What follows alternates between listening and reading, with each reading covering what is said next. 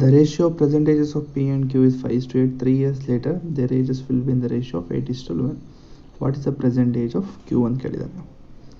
P, Q present age ಎಷ್ಟು 5:8 ಇದೆ. 3 years ಆದಮೇಲೆ ಅವ್ರ ಏಜ್ ಬಂದು 8:11 ಅಂತೆ. ಸೊ ನೀವೇನು ಮಾಡಿ ಅಂತಂದರೆ ಎರಡನ್ನೂ ಸಬ್ಟ್ರಾಕ್ಟ್ ಮಾಡಿ. 11ಅಲ್ಲಿ 8 ಕಳೆದ್ರೆ 3, 8ಅಲ್ಲಿ 5 ಕಳೆದ್ರೆ 3. ಸೊ 3 ಸಿಕ್ತು. ಎರಡು ಸೇಮ್ ಸಿಕ್ಕಿದಾಗ 3 ಏನಿದೆ ಅದು E3, ಸರಿನಾ? 3 1. ಹಾಗಾದರೆ what is the present age of Q ಅಂತ ಕೇಳಿದ್ದಾನೆ. Qದು ಪ್ರೆಸೆಂಟ್ ಏಜ್ ಏನು? ಇದು ಪ್ರೆಸೆಂಟು. ಇದು 3 years ಲೇಟರ್, ಅಂದರೆ 3 years ಆದಮೇಲೆ ಬಂದರೆ ಏಜು. ಸೊ ಪ್ರೆಸೆಂಟ್ ಏಜು Qದು ಕೇಳಿದ್ದಾನೆ. ಸೊ 8 ಇಲ್ಲಿ ತೊಗೊಳ್ತೀನಿ. ಸೊ 8 1 8 1 1 ಹೆಂಗೆ ತಗೊಂಡೆ ಹಂಗೆ ಇಲ್ಲಿ 1 ತಗೊಂಡೆ.